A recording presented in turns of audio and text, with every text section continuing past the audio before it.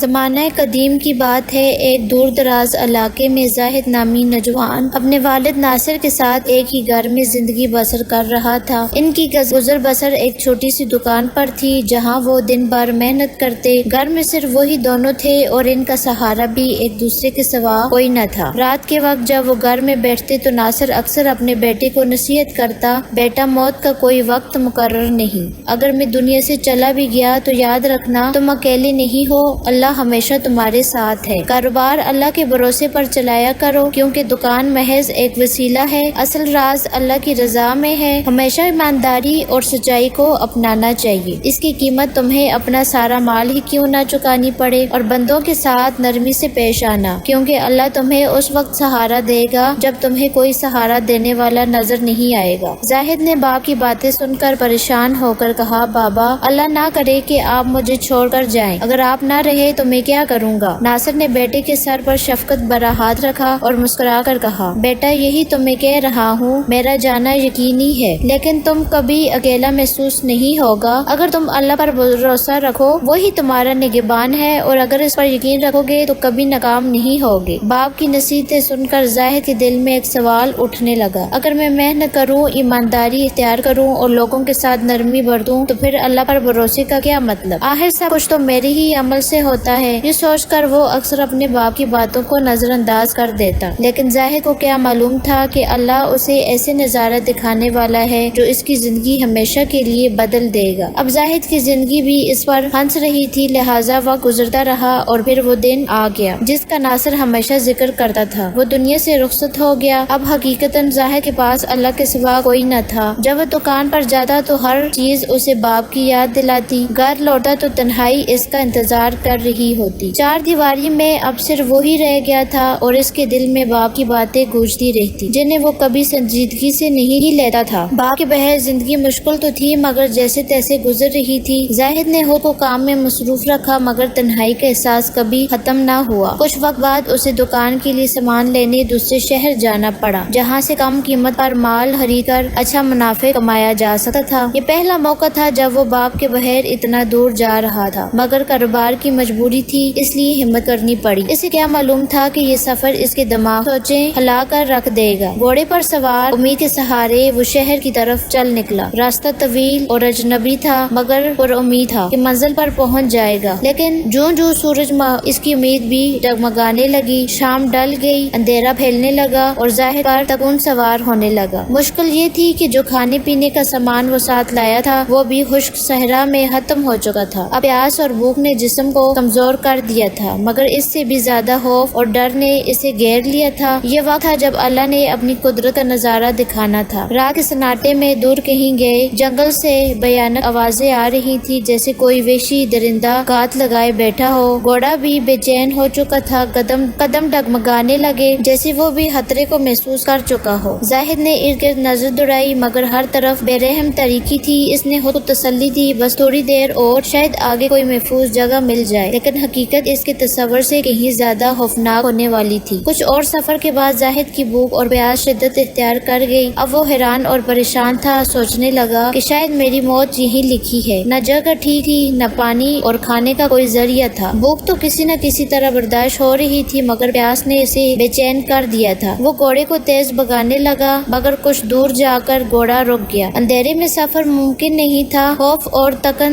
نے بے حال زاہد بھی زمین پر لیٹ گیا مگر شدید پیاس کے باعث اسے نیند آنکھوں سے دور تھی۔ لیٹے لیٹے اپنے باپ کی بات یاد آئی، بیٹا اللہ پر یقین رکھو، وہ تمہیں وہاں ملے گا جہاں تمہیں کوئی نہ ملے۔ یہ سوچ کر اس کے لبوں سے بے اختیار دعا نکلی، اے اللہ اگر میرے والد کی بات سچ تھی تو اس بیابان میں میرے لیے پانی اور کھانے کا کوئی راستہ کھول دے، تو جانتا ہے میں کتنا بھوکا اور پیاسا ہوں۔ دعا کے بعد وہ وہیں لیٹ گیا۔ کچھ وقت گزرا تھا کہ اچانک گھوڑا گھبرا کر کھڑا ہوا اور خوفزدہ ہو کر دوڑنے لگا۔ زاہد نے جب یہ دیکھا تو غصے سے کہنے لگا، اب یہ کیا مصیبت ہے؟ مگر گھوڑا اگر بھاگ جاتا تو وہ بالکل اکیلا رہ جاتا، اس لیے اس نے جلدی سے اس کا پیچھا کیا۔ کچھ دور دینے کے بعد گھوڑا اچانک رک گیا اور زاہد نے فوراً لپک کر اسے قابو کر لیا، لیکن اب ایک اور مصیبت آن کھڑی ہوئی۔ اندھیرے میں راستہ بھول چکا تھا، لاچار ہو کر اس نے آگے بڑھنے کا فیصلہ کیا اور آہستہ آہستہ چلنے لگا۔ چند قدم ہی چلا ہوگا کہ دور کہیں روشنی کی ہلکی سی چمک محسوس ہوئی۔ دل میں امید جاگی، چلو یہاں جا کر رات گزارتا ہوں۔ پرانے وقتوں میں مسافروں کا بہت خیال رکھا جاتا تھا، ان کے سونے اور کھانے کا بہترین انتظام ہوتا تھا۔ وہ روشنی کے پیچھے چلنے لگا، قریب پہنچا تو حیرت سے رک گیا۔ یہ تو ایک پوری بستی تھی، بے شمار گھر آباد تھے۔ دل کو سکون ملا کہ کسی نہ کسی گھر میں ضرور پناہ مل جائے گی۔ گھوڑے سے اتر کر جب وہ قریب پہنچا تو دیکھا کہ گھر پر تالا لگا ہوا تھا۔ حیران ہو کر دوسرے اور پھر تیسرے گھر کی طرف بڑھا، مگر سب کے دروازے بند تھے۔ یہ دیکھ کر زاہد کو سخت تعجب ہوا، یہ کیسے ممکن ہے کہ پورے گاؤں کے گھر سنسان اور خالی ہوں۔ دل میں خوف سا بیٹھنے لگا، لیکن ہمت کر کے وہ روشنی کی سمت بڑھا۔ وہ روشنی ایک گھر سے آ رہی تھی۔ دروازے پر دستک دی تو اندر سے بھاری آواز آئی، کون ہے؟ رات کے اس پہر یہاں کیا کر رہے ہو؟ زاہد نے جواب دیا، میں مسافر ہوں، دمشق سے آیا ہوں، راستہ بھٹک گیا ہوں اور رات گزارنے کے لیے پناہ چاہتا ہوں۔ کچھ لمحوں بعد دروازہ کھلا اور اندر سے آواز آئی، آ جاؤ۔ زاہد نے گھوڑے کو باندھا اور اندر داخل ہوا تو حیرت سے رک گیا۔ سامنے ایک معذور شخص زمین پر لیٹا تھا جس کے دونوں پاؤں نہیں تھے۔ زاہد بھی پاس بیٹھ گیا۔ وہ شخص مسکرا کر بولا، مسافر کہاں سے آ رہے ہو اور کہاں جا رہے ہو؟ زاہد نے ساری کہانی بیان کر دی اور اب وہ اس عجیب بستی اور معذور شخص کے بارے میں سوچ رہا تھا۔ پھر زاہد نے بے قراری سے کہا، بھائی صاحب، مجھے شدت سے پیاس لگی ہے، مہربانی کریں مجھے پانی دیجیے، بھوک سے بھی نہ ڈال ہوں۔ معذور آدمی نے سکون سے جواب دیا، بھائی پانی تو یہاں نہیں ہے، تمہیں وہاں جانا ہوگا جہاں صحرا میں دور روشنی دکھائی دے رہی ہے، وہیں سے پانی ملے گا، اور کھانے کا اس کا انتظام تو خدا ہی کرے گا۔ جو سن کر زاہد کو عجیب سا لگا، مگر پیاس اور بھوک سے مجبور ہو کر وہ روانہ ہو گیا۔ بوجھل قدموں کے ساتھ وہ روشنی کی طرف بڑھا۔ قریب پہنچا تو دیکھا کہ ایک پرانی جھونپڑی ہے اور اندر سے کوئی شخص آہستہ آہستہ کچھ بول رہا ہے، جیسے خود سے باتیں کر رہا ہو۔ یہ دیکھ کر زاہد کے دل میں خوف پیدا ہوا اور کہنے لگا، اب یہ کون سی مخلوق ہے؟ ہمت کر کے اس نے جھونپڑی کے دروازے پر آواز دی۔ اندر سے آواز آئی، ہاں بولو، مجھے یقین ہے تمہیں پانی چاہیے۔ زاہد حیران رہ گیا مگر فوراً بولا، ہاں ہاں مجھے پانی چاہیے۔ اندر سے آواز آئی، پھر اندر آ جاؤ۔ اس نے ساری ہمت ایک کر کے ڈرتے ڈرتے اندر داخل ہوا اور جب دیکھا تو سکون کی سانس لی۔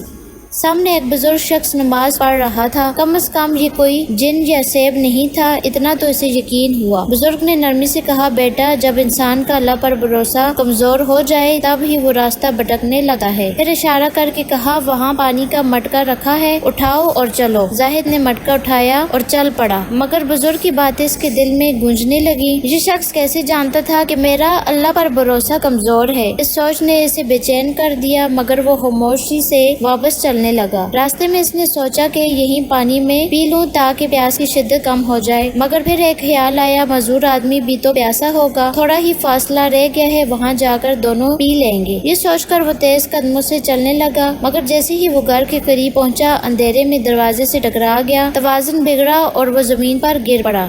ساتھ ہی مٹکا بھی ٹوٹ گیا اور سارا پانی بہہ گیا۔ یہ دیکھ کر زاہد کو شدید غصہ آیا، مگر اس نے خود کو قابو میں رکھا۔ دل ہی دل میں خود کو کوستا ہوا اندر گیا۔ معذور شخص نے نرمی سے پوچھا، کیا پانی نہیں ملا؟ زاہد نے جھنجھلا کر جواب دیا، نہیں، مجھ سے مٹکا گر گیا۔ پھر تکے ہوئے لہجے میں بولا، بھائی، اب مجھ میں مزید باتوں کی طاقت نہیں، اگر پانی ہو تو بس اتنا دے دو کہ سانس لے سکوں، باقی جو ہوگا دیکھا جائے گا۔ معذور آدمی نے آسمان کی طرف ہاتھ اٹھائے اور دعا کی، اے اللہ، اگر واقعی یہ شخص بھوکا اور پیاسا ہے تو میرا مدد کر تاکہ میں اس مسافر کی مدد کر سکوں۔ زاہد کو غصہ آیا مگر خاموش رہا اور من میں کہنے لگا، اب یہ کمعقل دیکھو، یہ کیسے ممکن ہے کہ کوئی اس سنسان جگہ ہماری مدد کو آئے۔ چند لمحے بعد دروازہ کھٹکھٹایا گیا۔ زاہد چونکا، یہ کون ہو سکتا ہے؟ معذور شخص مسکرا کر بولا، جو بھی ہے تیرے لیے پانی اور کھانے کا بندوبست لے کر آیا ہوگا۔ یہ سن کر زاہد حیرت میں پڑ گیا، یہ آدمی ایسی باتیں کیوں کر رہا ہے؟ اس نے دروازہ کھولا تو وہی بزرگ شخص کھڑا تھا۔ مسکراتے ہوئے بولا، تم سے ایک مٹکا بھی نہیں سنبھالا گیا، یہ لو پانی اور کھانا، اور ہاں، گھوڑے کے لیے بھی پانی رکھ دیا ہے، تمہیں خود کی پڑی ہوئی ہے، جانور کا بھی تو خیال رکھا کرو۔ زاہد حیران رہ گیا، یہ دونوں تو ایسے باتیں کر رہے ہیں جیسے سب جانتے ہوں، مگر بھوک اور پیاس نے سوچنے کا موقع نہ دیا۔ جلدی سے پانی پیا اور کھانے پر ٹوٹ پڑا۔ جب سیر ہو کر کھانا کھایا تو سوالات ذہن میں ابھرنے لگے۔ وہ معذور شخص کے قریب گیا اور بولا، بھائی صاحب، ایک بات پوچھنی ہے، اگر برا نہ مانے۔ معذور شخص نرمی سے کہا ابھی نہیں، پہلے مجھے تھوڑا پانی دو، بہت پیاس لگی ہے۔ زاہد نے جلدی سے پانی دیا اور خود بھی تھکاوٹ سے زمین پر لیٹ گیا۔ یہ سوچتے ہوئے یہ کون لوگ ہیں جو اتنی عجیب باتیں کرتے ہیں؟ زاہد نیند کی شدت سو گیا۔ صبح آنکھ کھلی تو دیکھا کہ مزدور آدمی نماز میں مشغول تھا۔ وہ خاموشی سے اپنی جگہ بیٹھ گیا۔ نماز ختم ہوئی تو وہ پھر سے بول پڑا، بھائی صاحب اب تو میرے سوالوں کے جواب دے دیں۔ مزدور آدمی مسکرا کر بولا، تم بھی عجیب ہو، اللہ نے نئی زندگی دی، کھانے پینے کا بندوبست کیا، مگر تم نے نہ رات کی نماز پڑھی اور نہ صبح کی۔ یہ سن کر زاہد شرمندہ ہوا، فوراً وضو کر کے نماز پڑھی، پھر گھوڑے پر سامان